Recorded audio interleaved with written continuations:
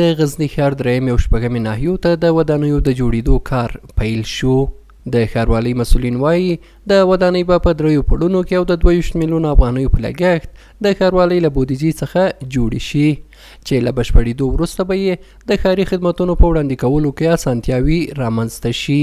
یوه شپږمه ناحیه ده چې هلته عملي کار هم شروع ده او بله درېیمه ناحیه ده.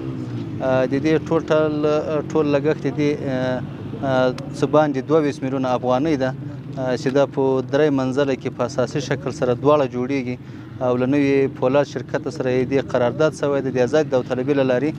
له دې نه غرض دا ده چې ښاریانو ته سهولتونه برابر سي ځکه هره ساحه کې موږ کوشش کوو چې هره ناحیه او خپلې ساحې ته نقل کړو. ورته مهال یو شمېر د غزني اوسیدونکي د دغه ودانیزو چارو له پیل څخه هرکلی کوي او ټینګار کوي چې د پروژې د بشپړېدو سره به د خلکو ډېرې ستونزې د ښاري خدمتونو په ترلاسه کولو کې هواري شي.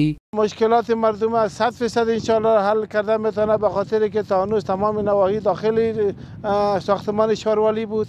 فعلا که هر نواحی ساختمانش علایده شود سهولت برای مردم است، سهولت برای حکومت است و واقعا اگر کاری که در 2 ساعت انجام میشه ولی شاید در 15 دقیقه انجام شود. مشکلات مردم 100% زیادتر حل میشه به خاطر که مردم از ناحیه خود خبر میشن. یعنی تمام مشکلاتی که در ساحه پیش میشه میتونن توسط امضی ناحیه خود او را حل و فصل بگرداند. په وروستیو کلونو کې د غزني ښاروالۍ ګڼ شمېر انکشافي پروژې پر مخ وړي دي چې موخه یې د زیربنا او پیاوړتیا د ښاري چارو ښه تنظیم د ښاریانو لپاره د خدمتونو اسانه کول دي. د درېیمې او شپږمې ناحیې د ودانیو چارو پیل د همدې پروګرامونو یوه برخه ګڼل کیږي.